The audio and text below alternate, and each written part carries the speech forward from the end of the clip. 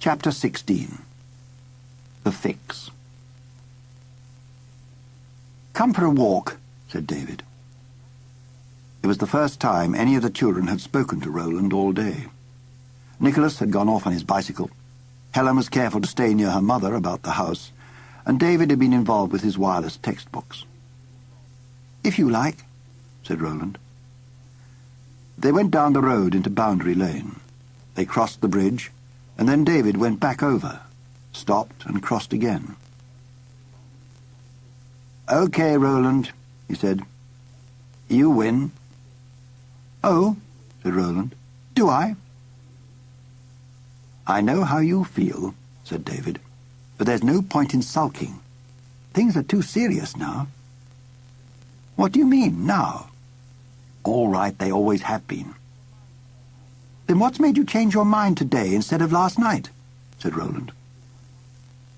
"Well, for one thing," said David, "the cinders are all cut up by hoof marks on this side of the bridge, but not on the other.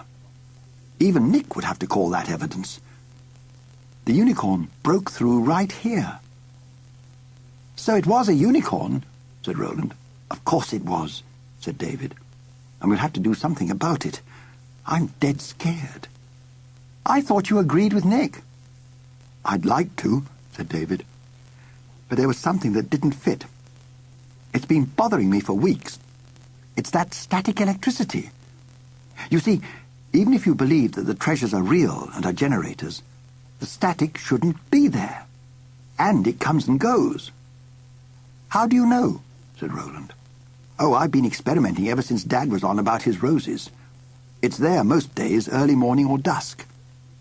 "You didn't tell me." "I didn't want to," said David. "Anyway, I think I know what's causing it.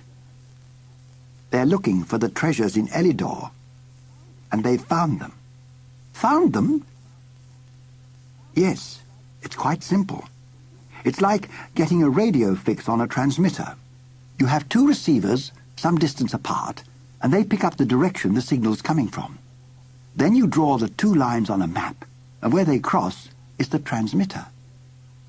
"So what?" "Well, if the treasures are generating energy that's going through to Elidor, you should be able to get a fix on them in Elidor. Can't you see what happens next? They lay this fix, and when they go to the place where the lines cross, there's nothing there. They can point to a spot in the air or on the ground or anywhere and say, 'That's where the treasures are,' but they can't touch them." "You mean they can find the place in Elidor which coincides with our garden, but they can't get through?" said Roland. "Exactly. So what do? They keep trying to find the treasures, and they keep pouring energy into the same spot, like cracking a safe, but it's not going anywhere. There's this terrific charge keeps building up, and some of it leaks through to here as static electricity." "If you say so," said Roland. "But would they have the equipment to do it with? It didn't feel as if it's that kind of place, really." "I don't know," said David, "but they're managing somehow." "Could they do it with their minds?" said Roland. "That's how most things seem to work there." "A sort of telepathy," said David. "Yes, why not? All you'd need would be two people to lay the fix and—" "Two people?" "Have you ever seen anything by the roses?" "No," said David. "There's been this static." "Listen," said Roland. "We've got to prove it to the others once and for all, now, while they're still jittery about last night. If I show you you're right, will you explain to Nick and Helen how it works?" "Yes, sure. It's only an idea, though. The details may be wrong." "Come on." They ran back home. "What are you going to do?" said David. "Never mind," said Roland. "I'll show you. If nobody knows beforehand, then Nick won't be able to talk so much about hallucinations." Nicholas was oiling his bicycle when they reached the cottage. David went inside for Helen. She came out looking apprehensive. The afternoon light was fading. "Now then," said Roland. "Last night, "I don't want to talk about it," said Nicholas. "Why not?" "I don't, that's all." "Why is it so important for you to think Elidor isn't real?" said Roland. "I'll give you a thick ear in a minute," said Nicholas. "What about you, Helen? Do you think we all imagined Elidor?" "Oh, please, Roland, let's not row about it, please."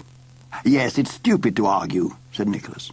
"We can think what we like, but we're here now, and the treasures, even if they are treasures, are under the rose bed. And Elidor's finished. It's all over." "That's where you're wrong, Nick," said David. "You may have finished with Elidor, but Elidor's not finished with us." "Whose side are you on?" said Nicholas. "There aren't any sides," said David. "Not after last night." "I can explain that," said Nicholas. "And can you explain this?" Roland had gone to the rose bed and was holding his hand near one of the bushes. They all heard the crack and saw the spark jump. "This once, Nick," said David. "Listen to Roland, this once. If you're not convinced, I promise we'll not talk about it again." "Oh," said Nicholas, "anything for a quiet life. What's he going to do?" "I don't know." Again, Roland had felt the charge as abruptly as if it had been switched on, and he arranged everybody in a tight group on the lawn facing the spot where the shadows had appeared. "Can you feel the static electricity?" he said. "I don't like it," said Helen. "It's giving me gooseflesh." "Watch the rose bed and keep watching," said Roland. "Are you sure you know what you're doing?" said David. "My neck's aching," said Helen. "Don't move. Keep watching," said Roland. "Oh, where are they? They must come. Nick's got to see them." "So it's static electricity," said Nicholas. "It's happened before." "You're telling me," said David. "But it's getting stronger. I'm all pins and needles. We must be in some kind of energy field." "Just once more and never again. It was as strong as this last time. They must come. They must. That's it. There, look." The two shadows stood on the rose bed. "You fool," groaned David. "You've done it now. It's the fix." "But that's what I've always seen," said Roland. "What about it, Nick? Go on, have a good look. You can walk round them."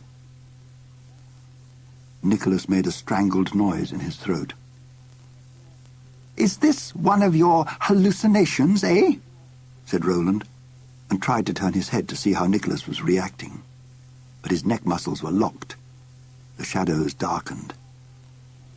"I can't move," said Helen. "I can't move! Oh, my neck!" "It's all right," said Roland. "They go away if you leave them." "You cretin!"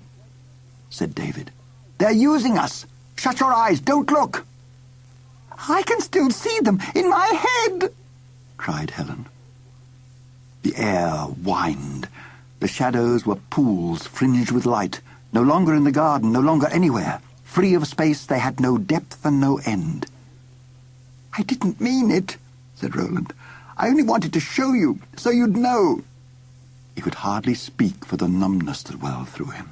His strength was being sucked out. "Can't you stop them?" whimpered Helen. "Oh, look! Look!" A white spot had appeared in the middle of each shadow, quivering like a focused beam of light. The spots grew, lessened their intensity, changed, congealed, and became the expanding forms of two men, rigid as dolls, hurtling towards the children.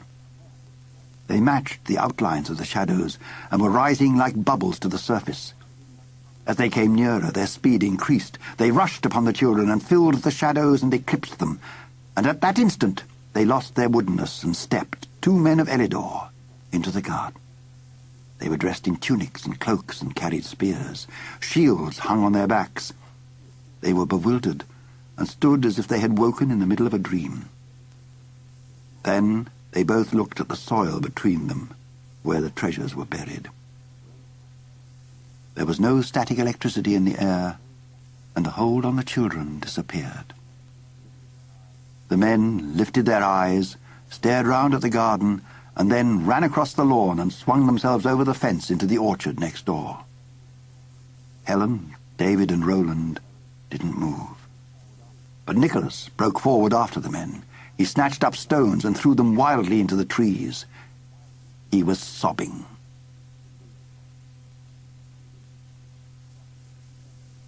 Chapter 17.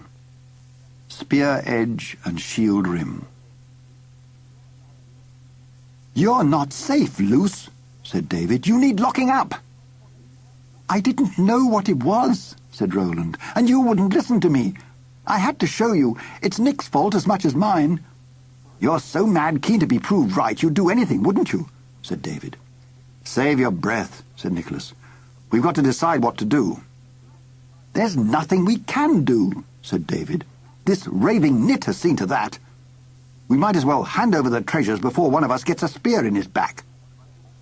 "Look, all I've ever wanted is to be left alone," said Nicholas. "I thought if we dropped this Elidor business, we'd be all right. So, fair enough, I'm to blame as much as Roland. My way hasn't worked. Have you got a better one?" Nobody said anything. "Then how about this?" said Nicholas. "We can't fool ourselves any longer.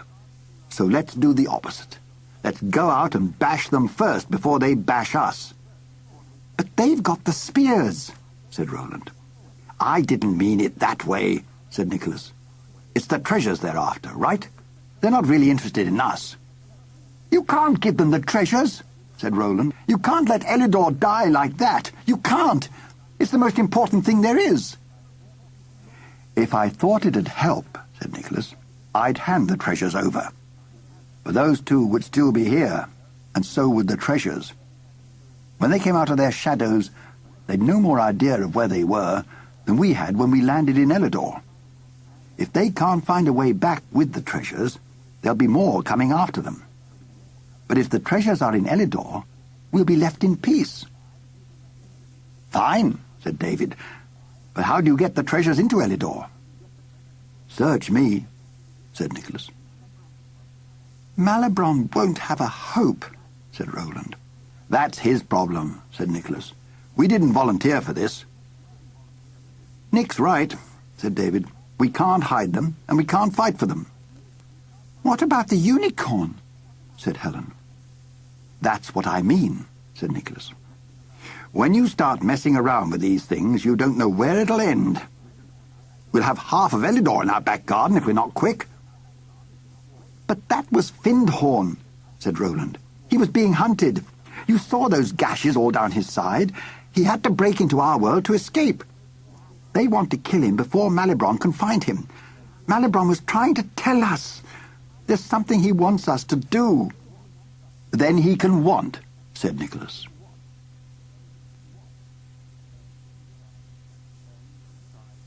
End of Side 5.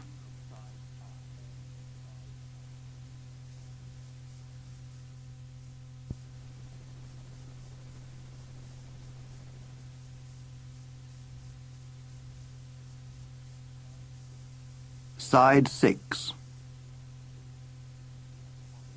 It was clear the following morning that there wasn't much time. During the night, slates had been taken from the coal-house roof, and their fragments littered the rose-bed. They'd been used as spades, but the frozen ground had broken them. Mrs. Watson was too busy to notice anything all day. She had an appointment with the hairdressers in the afternoon, and then she was going into Manchester to meet Mr. Watson. They were having dinner with some friends before the New Year dance, which was being held at a large hotel in the middle of the city. "What will be the next move?" said David. "They'll come back tonight with something to dig up the treasures," said Nicholas. "It'll be easy enough. There are plenty of garden sheds round here. I think we're pretty safe in daylight, though. They'll be lying up till it's dark." "So we lift the treasures first, is that it?" said David. "Yes. We'll have about an hour after Mum leaves before it starts to freeze." What's Dad going to say when he sees the mess? It needn't be a mess, said Nicholas. We can stick the bushes in again, and we'll throw the earth on a couple of ground sheets. Helen drew a sketch plan of the rose bed and labelled the bushes so that they could be replanted. Tools and ground sheets were made ready. "Now, are you sure you can look after yourselves?" said Mrs. Watson. "There's cold meat and pickles, and be sensible about going to bed, won't you? Don't sit up all night in front of the television, and fetch the coal in before dark and put the fire guard up. The hotel's phone number is on the pad." "Stop flapping, Mum," said David. "We'll be all right." "You'll miss the train," said Nicholas. "Oh, heavens, is that the time? Oh, I sometimes wonder if it's worth the fuss. I wouldn't go if your father wasn't so set on it." "Goodbye, Mum," said Helen. "Have a lovely time."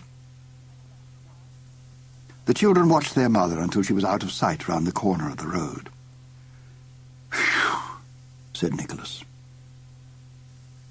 They dug in relays without a pause. The knots in the flex tying the lid to the dustbin had swollen, and they had to wait while David rummaged upstairs for his wire cutters. The polythene bags were milky with condensation when the children pulled them out of the bin, but the treasures seemed to be no different for their year underground. The children dropped the dustbin back and trod the soil down as it was shovelled into the hole. The rose bushes were more or less straight. "I think we ought to put the treasures under our beds for tonight," said David after tea, "and try and get rid of them tomorrow." "Yes, but how?" said Nicholas. "That's it," said David. "We're lumbered. Have you any brilliant schemes, Roland?" Roland shook his head. David switched on the television set. "And it must be tomorrow," he said. "Remember this?" As the set warmed up, the screeching and whistling began, and the picture, when it came, was a herringbone of black and white. "It won't be long before Dad's razor starts, either. There'll be fun tonight." "They look so harmless, don't they?" said Helen. "This cup, it's ugly. Nothing like that bowl with pearls all round it and full of light." "But can't you feel that they're still the treasures?" said Roland. "They're still the same." "Yes, I suppose you're right," said David. "The real sword and these two bits of wood have the same kind of swordness about them. That's not changed." "Let's try it," said Helen. "I'll go and bring an ordinary cup from the kitchen, and we'll see if there's any difference." "For crying out loud," said Nicholas. "Are you all off your rockers? There. And I bet it's Mum's best china." They'd heard a cup smash on the floor in the kitchen. Helen came running through the middle room and slammed the door behind her. I was taking a cup," she said, "off the shelf, and someone lifted the latch on the back door. It went up and down. I'd never have heard it. It was so quiet." "Is the door bolted?" said Nicholas. "Yes. But you'd hear anyone coming round the side of the house." "I didn't. Nothing. Somebody tried the latch. I couldn't hear it." "They know we've got 'em," said David. "Obviously. They'd know straight away." "Wait a minute," said Nicholas. "Keep calm." "Dial 999, said David. But before he could say any more, there was a sound of falling glass in the middle room. "Out of the way!" shouted Nicholas. He pushed Helen aside and threw open the door. A window pane had been broken, and a thin arm was feeling for the latch inside. The telephone was on the windowsill. Nicholas grabbed the poker from the hearth and crashed it down on the arm. There was a howl, and the arm jerked out of sight. "Everybody here, quick!" said Nicholas. "Shove the dresser across, and the other window. Stack the chairs on the table in front of it." "What about the kitchen?" said David. "Leave that. Only the fanlight opens. Now bring your coats and the rucksack into the other room. Hurry! I'll put the light off in here." "Nick, what'll we do?" said Helen, when they were together in the sitting-room. "Quiet a minute," said Nicholas. He went to the front door and listened at the curtain. "There's one of them in the porch. We can't keep them out. The dresser and the chairs will hold them up a bit, but that's all. We've got to move. We'll be safe in a crowd, or where there's plenty of light. They won't risk being caught." Where'll we go? Anywhere, it doesn't matter. Nicholas packed the stone in the rucksack. Here, give me your cup, he said to Helen. There's room for it. No, said Helen. I'll carry it, I'd rather. Please yourself. Now listen, have we any money? I've some left from Christmas, said Roland. So have I, said Helen. How do we get out first? Said David. We'll crunch him behind the door, said Nicholas. Like Dad, only better. We wait till we hear the other one climb through, and when he's sorting himself out from the furniture, we'll flatten this one against the porch and run for it. Mind you don't trip over the curtain. Here he comes, said David. The dresser pitched forward onto the floor. Ready? Mum's willow pattern, said Helen. There was a sound of scuffling and more glass tinkled, and then someone fell heavily over the dresser. Now! Nicholas slipped the catch. They thrust their shoulders against the door and lashed it open. They felt the resilience of a body trapped between the door and the wall. A man cried out, and the children were running down the middle of the road, their legs hammering the smooth surface till their thighs burned. Roland glanced over his shoulder and saw a figure lope from the porch and cross the lamplight to the darkness of the hedge along the footpath. They're coming! Make a row! Fetch people out! Help! Help! Helen screamed, Help! Help! Lights were switched off all down the road. Help! Help! Visitors were leaving one house, but they stepped back and shut the door. On the other side of the dimpled glass, a broken pattern of a man reached up to slide the bolt. Please, help! Christmas trees in front windows disappeared as the curtains swirled across. You lousy, rotten devils! Yelled David. Keep moving! The children ran from pool to pool of the street lamps, and sometimes they glimpsed a shadow, and sometimes there was a tall silhouette, and there was always too much darkness. When they turned the corner, the white fluorescence of the railway station at the end of the road was like a sanctuary. They drove themselves towards its glass and concrete, as if the danger behind, the danger of spear edge and shield rim, would be powerless in the neon glare. They jostled through the barrier onto the platform. A train was idling its motor. The porter was waving to the guard, and when he saw the children, he opened a door. Come on, if you want it!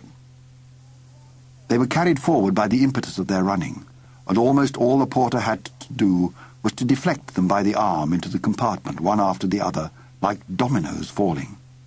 Right away! The train glided out of the station and quickly gathered speed.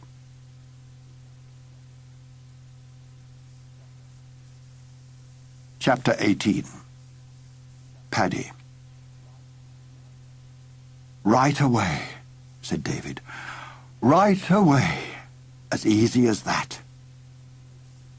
Too easy, said Roland. How do you mean? Roland pulled a face. Too easy? I don't know.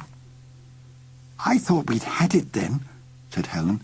I could feel those spears any second, I thought. We were lucky, said Nicholas. Yes, we were, said Roland, weren't we? How far shall we go? Said David. All the way, said Nicholas. Into Manchester, it's safest. We'd better tell Mum and Dad, said Helen. I'd like to see you try, said Nicholas. We'll say there was someone breaking in, so we cleared out. There'll be enough of a shambles to prove we weren't kidding. And then what? Said David. There's the rest of the night left for the treasures to be pinched. What time does the dance end? 1 o'clock. Right. We shan't do anything now. We'll meet Mum and Dad out of the dance, and then it'll be 3 o'clock at least before all the fuss is over. With luck, we'll not go to bed at all. They paid their fare at the terminus and walked down the long slope from the station into the city. The streets were brilliant with lights and decorations. People hurried along in groups, making a lot of noise and very cheerful. We want the cheapest place to keep warm in while we're waiting, said Nicholas. Let's try a coffee bar. The children sat at wrought-iron tables in a room that was all bamboo and rubber plant. Non-stop South American music came from a loudspeaker and was killed by the gush of the coffee machine. The children sat there for an hour, ordering more coffee when the waitress glared hard enough. It's not going to be cheap at this rate, said Nicholas. "I'm still jumpy," said Helen. "I feel as though everybody's watching us, though I know they're not." "Me too," said David. "And we ought to move. We're not all that safe. It's about a 3-hour walk into Manchester from our house.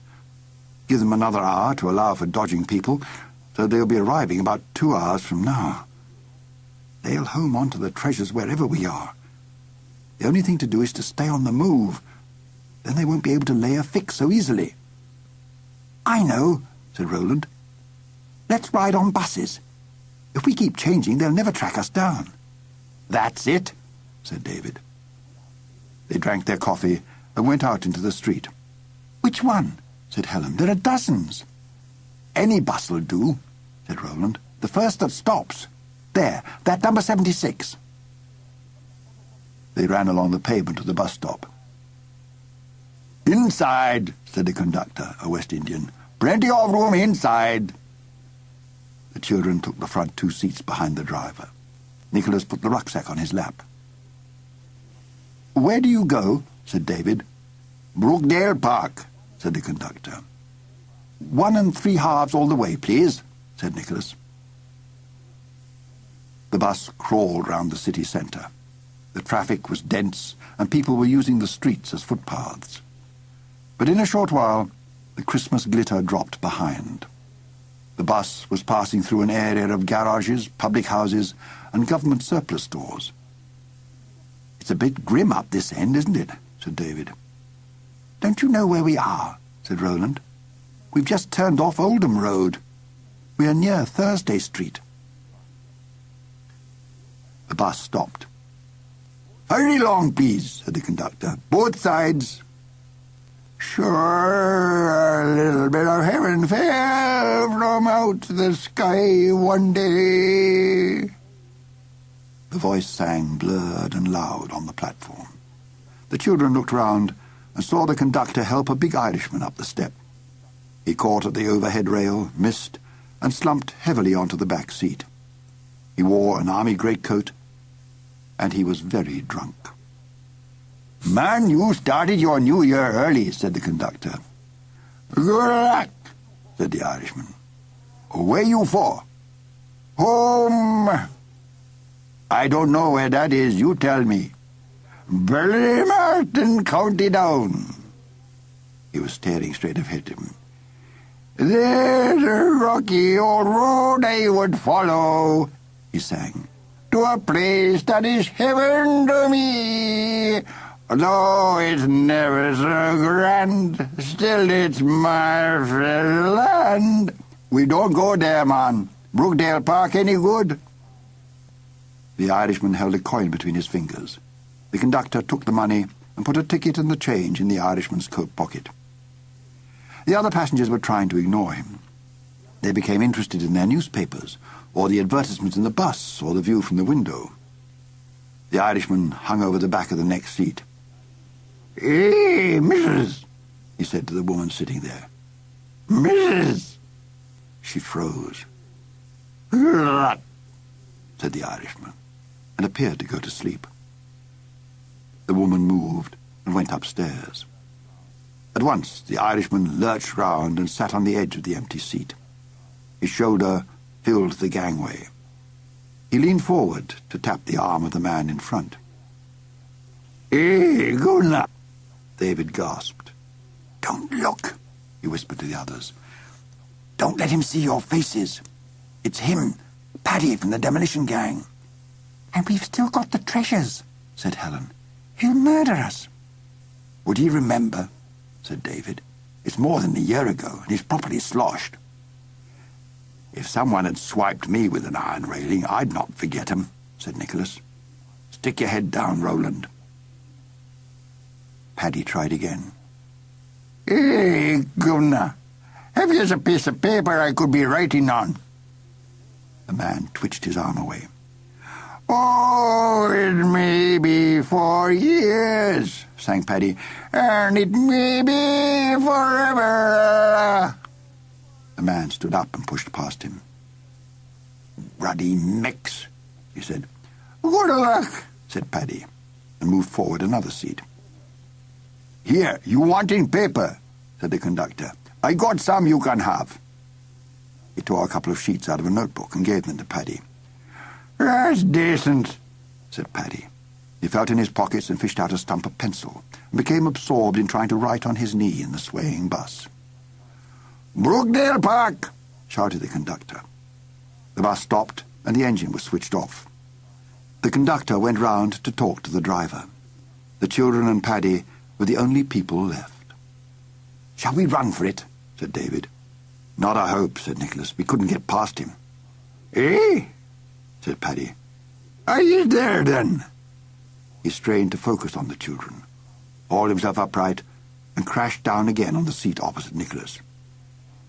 "Eh, Vic," he said. "would you be helping me with this letter?"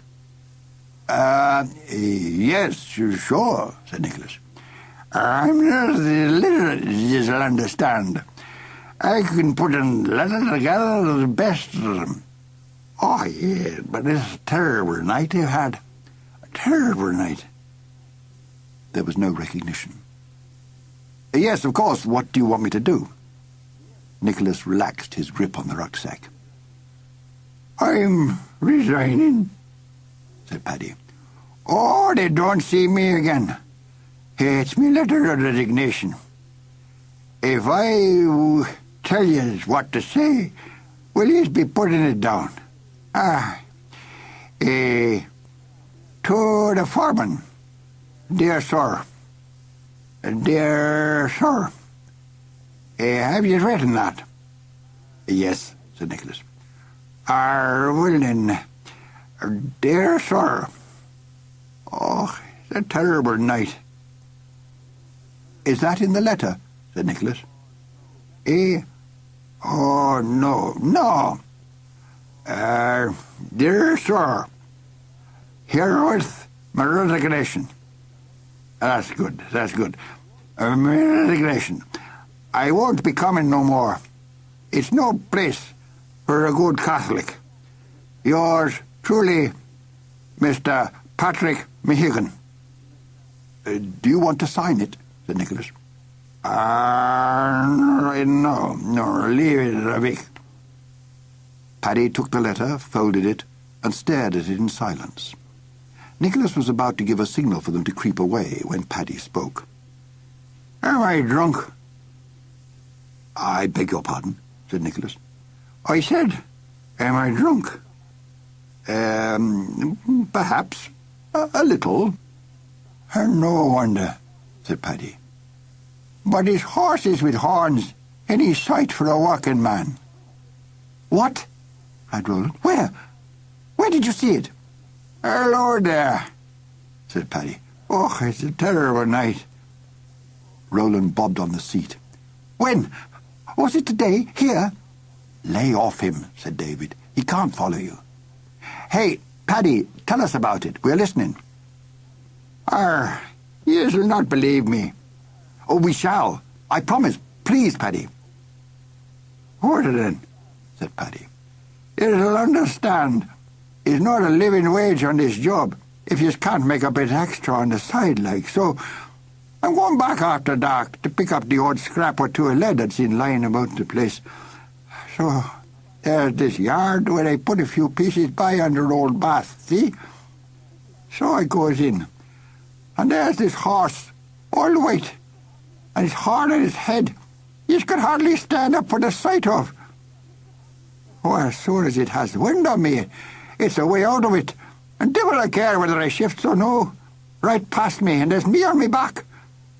There now, you shall not believe that." "Don't worry," said Nicholas. "We believe you." "You shall not believe it," said Paddy. "I didn't myself." He reached inside his coat and pulled out a wallet. "But when I'm in the pub afterwards recovering like, I find these caught in me buttons." He opened the wallet, and lying between two ragged envelopes were a few wisps of hair. The children had never seen anything like them. They were neither white nor silver. They were strands of pure light. Roland caught his breath. "Let me hold them," he said. "Och, no," said Paddy, drawing back. I'll no let no one touch them. There's no luck in it. I had a drink to see if they'll go away, but they won't. I takes a paper after every drink, but they're still there. Oh, it's a terrible night. Hey, you waiting for something? Said the conductor. It's the end of the road, man. The same again, please, said Roland. Oh, it's free country, said the conductor. but where's he going? Home to Burley Martin, said Paddy. I'll not be staying here. We want the stop where he got on, said Roland, holding out the money. Wait a minute, said David. OK, said the conductor. He took Paddy's fare out of his coat pocket and put another ticket in. Good luck, said Paddy, and began to read his letter. It was upside down, but he admired it.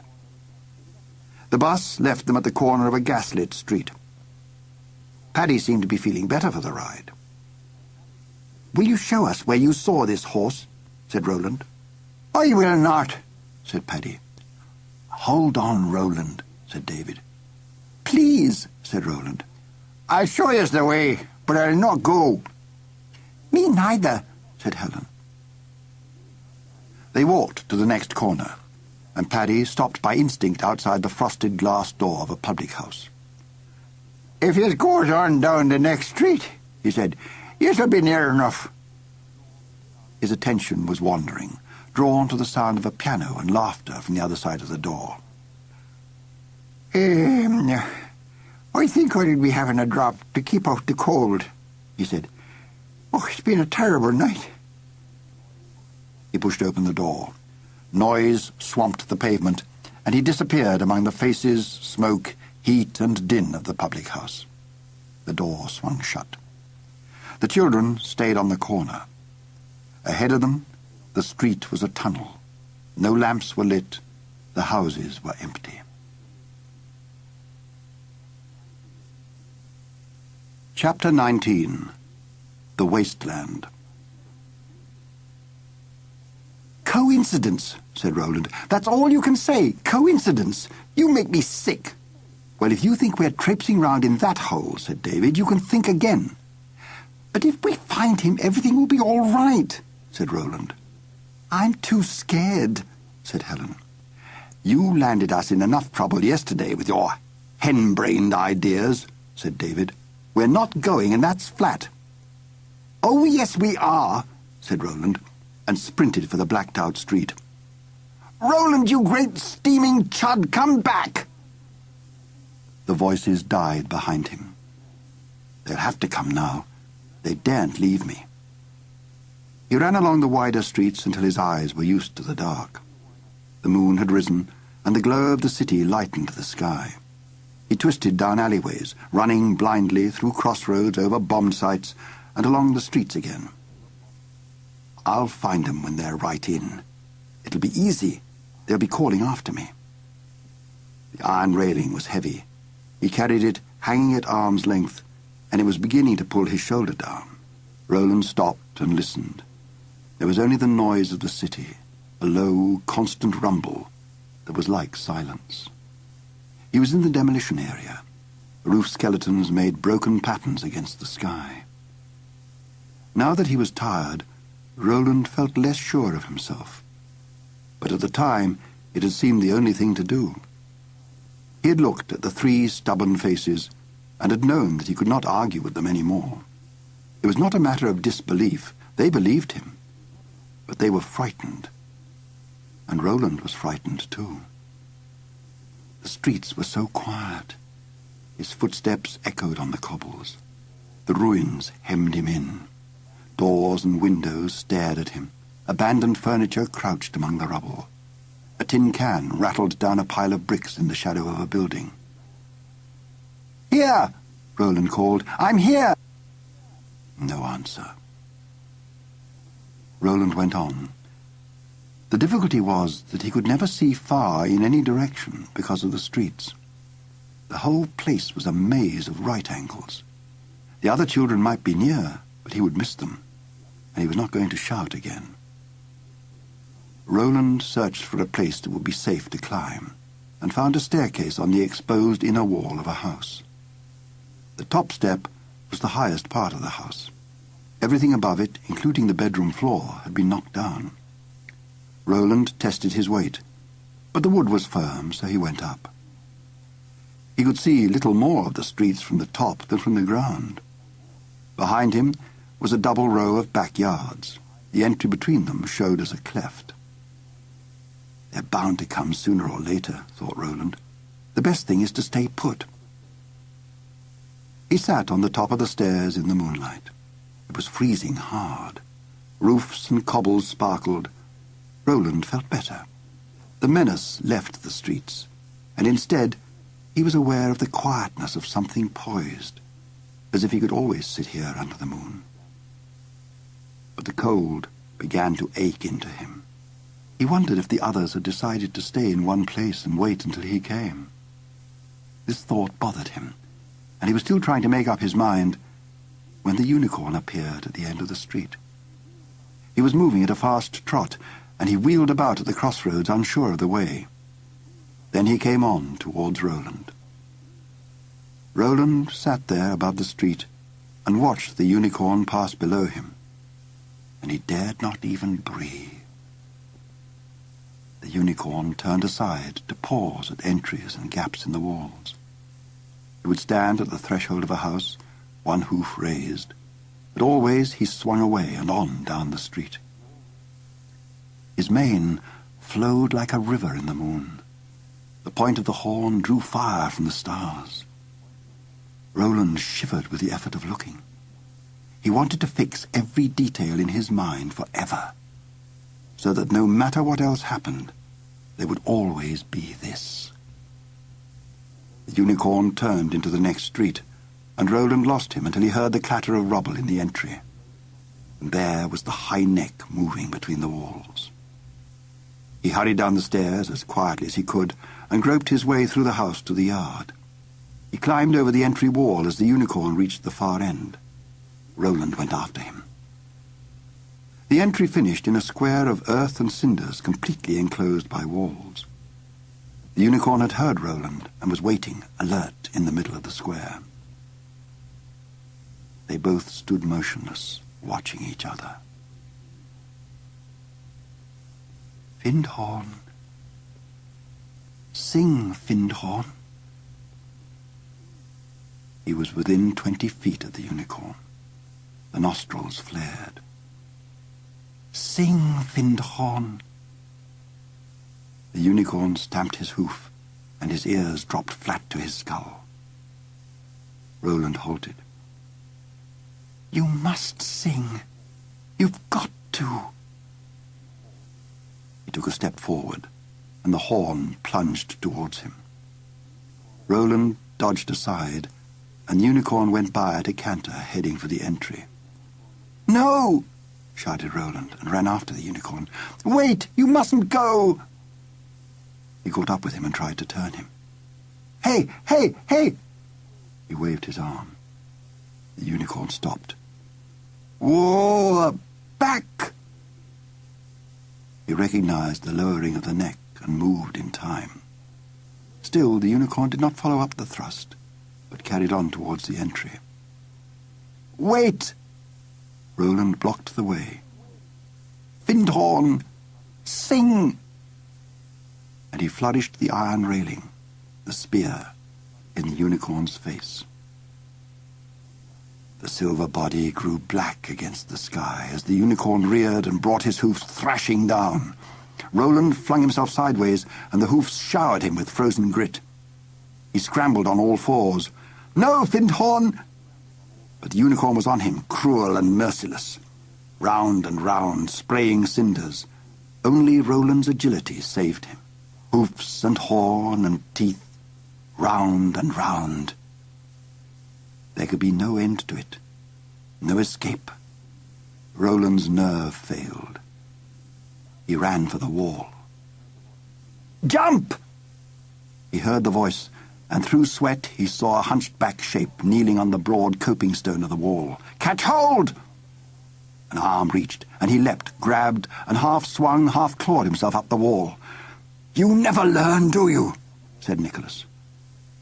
The stone in the rucksack on his shoulders had nearly overbalanced him when he took Roland's weight. They lay together, not daring to move, while the horn flashed below them. "Where have you come from?" gasped Roland. "I was in the street on the other side, and I heard you beefing."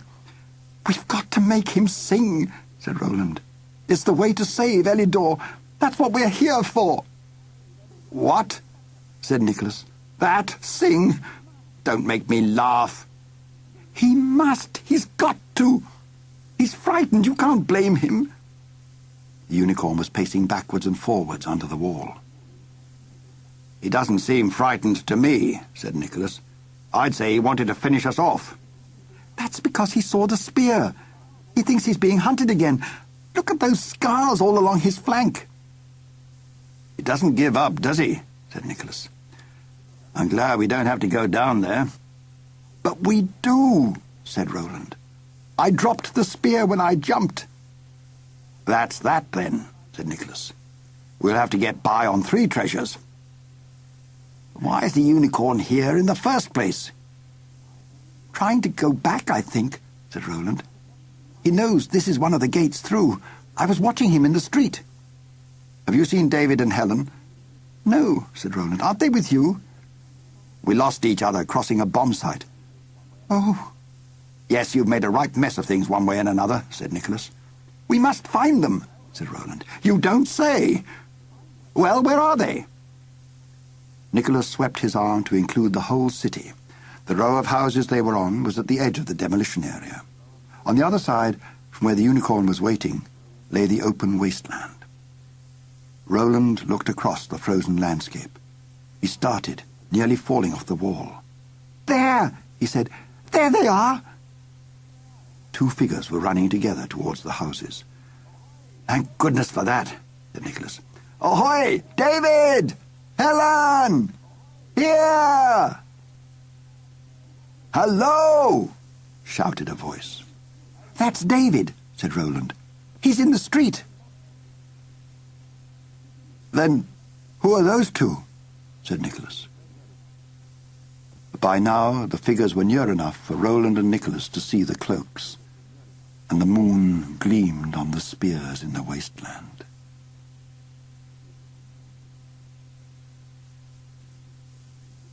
Chapter 20. The Song of Pinhorn. David's head poked through the back window of the house. "So you've collared the little twerp," he said. "Where was he?" "Up here, quick," said Nicholas. "I'll wring your neck for you one of these days, Roland," said David. "Is Helen with you?" "No, stop waffling and get up here, quick," said Nicholas. David stepped over the windowsill into the yard and climbed the bank of rubbish that was piled against the wall. Roland and Nicholas gave him a hand up onto the coping stone. "What are you doing here?" said David. "Oh, crumbs!" He found himself looking straight down at the unicorn. "That's not the only thing," said Nicholas.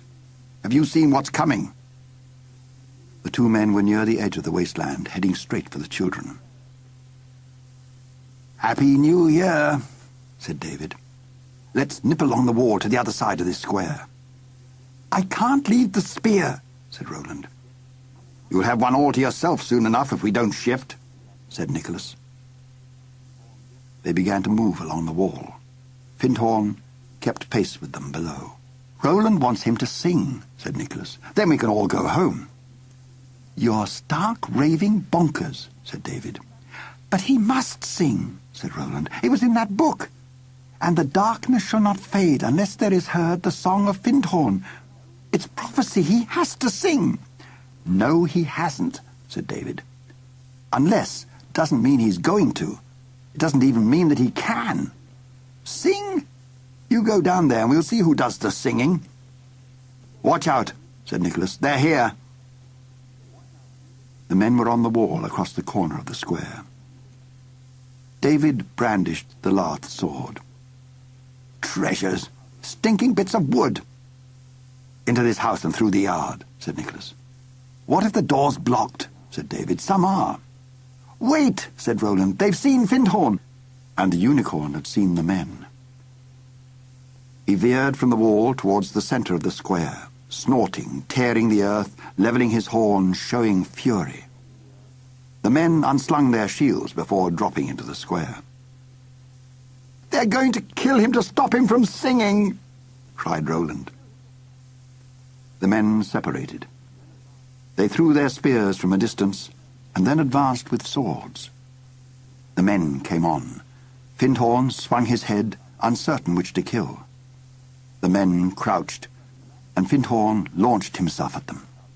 The man he attacked did not fight, but jumped aside, and the other sprang in and struck at Pinhorn, tearing a gash down the shoulder. And when Pinhorn whipped round, the first man thrust in to the side, and this way they played the unicorn so that he could never follow up his charge. The men were round him like dogs. On the wall it looked as if they were juggling with lightning. "Where are you off to?" said Nicholas. Roland was walking back along the coping. "It's all right." "I bet it is. You come here." Roland began to run, his arms outstretched for balance. He heard Nicholas start after him, but he didn't look. He was trying to find the place where he'd jumped onto the wall. The men were working Pinhorn to a corner. Out in the dirt lay the railing. Roland sat on the edge. One of the men saw the railing and shouted. He left the unicorn and ran for the treasure. Roland twisted onto his stomach, lowered himself, and dropped. He landed in the dark of the wall, close to the fighting. The man picked up the railing and came for him. Nicholas was above, but the height was too much, and Roland went out to meet the man. Nicholas slithered down into the yard on the other side of the wall. He heaved at the flat iron bar that bolted the door. It moved. Nicholas opened the door and dodged between the unicorn and the sword and out to Roland. The man was closing on him with the treasure, but Roland didn't pause. He screamed, and his arms were stretched as he ran onto it, not caring, not thinking, trying only to grasp, and the man was firm and steady for the lunge. Nicholas caught Roland round the throat with one arm and took hold of his hair with the other hand. He yanked him backwards and used the weight of his tumbling to start to drag him to the door. The man came on, but Nicholas didn't look, didn't take his eyes from the door in the wall. Roland's heels dug black furrows in the dirt, but he couldn't stop him. They fell together. Nicholas kicked the door and rammed the bar back into its socket. A warning shout was lost in pounding hoofs. There was one cry beyond, and the wood was split by horn. It stood out above Roland's head. The horn jerked back, and the wood groaned, and a weight slumped against the door on the other side. David was on the coping stone, looking into the square. He didn't have a chance, right through his back and everything. Roland and Nicholas climbed up to David. While Pinhorn had pulled himself clear, the other man had taken the railing and fled for the entry. He could not face the unicorn longer alone. Pinhorn charged. "Helen!" said David. "He's whipped the spear!" "Remember that, Roland," said Nicholas. "Just in case, remember that. Just in case." The unicorn had been so far ahead that they rushed out of the entry into the street, thinking they would catch no more than a glimpse at a corner. But they nearly ran into him. They scattered for cover. The unicorn was careering up and down the street, silver and dark with wounds. "He's gone berserk!" shouted David. "He can still smell the man," said Nicholas. "He could be anywhere." "It's hardly real," said David. "All fire and air." Pinhorn spun on his hind legs, and his nostrils smoked in the frost, and Helen walked round the corner of the street. She stopped in the middle of the cobbles when she saw the unicorn. She was holding the cup in both hands. "Helen, look out! Get behind the wall or something!" Pinhorn went down the street like a wind of flame. Helen seemed unable to move. And then Pinhorn checked and shied and halted. He raised his head and walked delicately towards Helen. And when he reached her, he left all his fierceness and knelt before her and lay down. Helen knelt too, and he put his great head in her lap. "It's all right," Roland called softly. He won't hurt you. I know, said Helen. Roland climbed down and walked up the street. Nicholas shouted something after him, but he didn't hear. What is it, Roland? said Helen. Oh, what is it? She was looking into Pinhorn's eyes. Save maid that is makeless, no man with me mell, whispered Roland. Helen began to cry silently. I've broken it, she said. Sing, Pinhorn, said Roland. Please sing. The unicorn stared up at Helen, and for the first time Roland looked into his eyes. What he saw he could not speak. It was too strong to bear. Pinhorn, Pinhorn, you must sing. It'll be all right if you sing. No one will hurt you. No one can. You'll be safe. Please, sing. He heard David and Nicholas come and stand behind him. Pinhorn did not move. All his strength slept. You can save Elidor. I know you can. I know now. Sing, Pinhorn. A brick crashed into the street. Down one side, only the front of the terrace remained, and the man was coming along the top of the wall, the railing, the spear raised. Behind him the city glowed. David and Nicholas closed round the unicorn, but there was nothing they could do. Sing. It would be too late. Pinhorn strove almost as if to speak, but he could not. And he could not. The man paused, balanced himself to throw. Sing, oh, sing. Helen cradled his head and stroked the curls of light. Up, shouted Roland. Up, Pinhorn! Run! Oh, Pinhorn! Pinhorn, no! The spear hissed down. The railing sank between the unicorn's ribs to the heart. The white neck arched, and the head lifted to the stars and gave tongue of fire that rang beyond the streets, the city, the cold hills, and the sky. The worlds shook at the song. A brightness grew on the windows of the terrace, and in the brightness was Elidor and the 4 golden castles. Behind Gorias, a sunburst swept the land with colour. Streams danced and rivers were set free, and all the shining air was new. But a mist was covering Pinhorn's eyes. Roland took hold of the railing and pulled. He felt it grate against bone. He pulled. "Now," said Nicholas. "Now's our chance. Give them back, now." He broke the straps on the rucksack to get at the stone. Roland pulled on the railing. It was clear of the bone and slid in flesh. The song went on, a note of beauty and terror. He looked through the windows out over Elidor.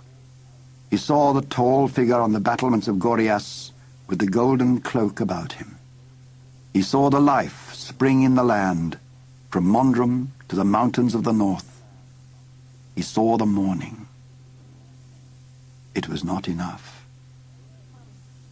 "Yes! Take them!"